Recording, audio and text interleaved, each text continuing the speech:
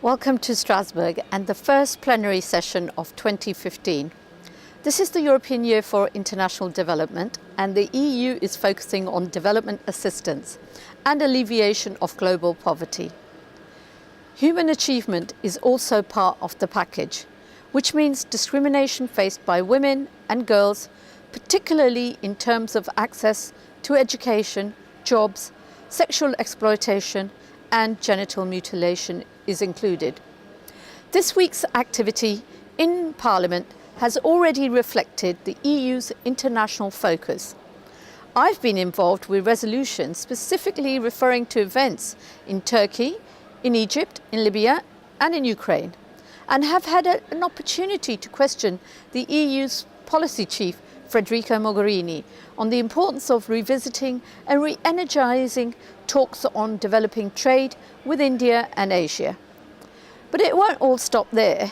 I and my Labour colleagues in Europe will be pressurising European Commission and national governments to help end extreme poverty.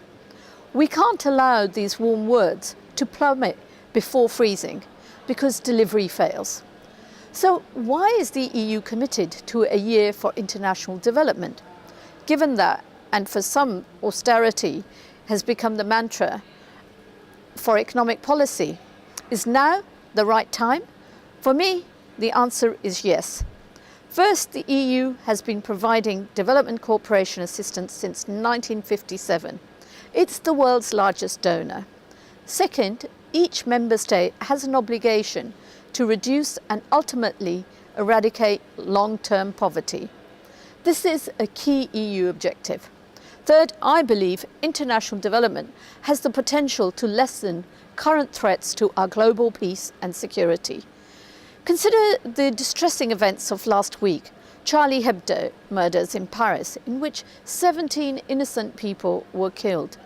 The massacre of 2,000 civilians by Boko Haram in northern Nigeria. These atrocities share core elements. They were perpetrated by terrorists acting outside the control of any recognised state and international law, who violently murder in vengeance against fundamental freedoms such as human right to self-expression, access to education and freedom of worship.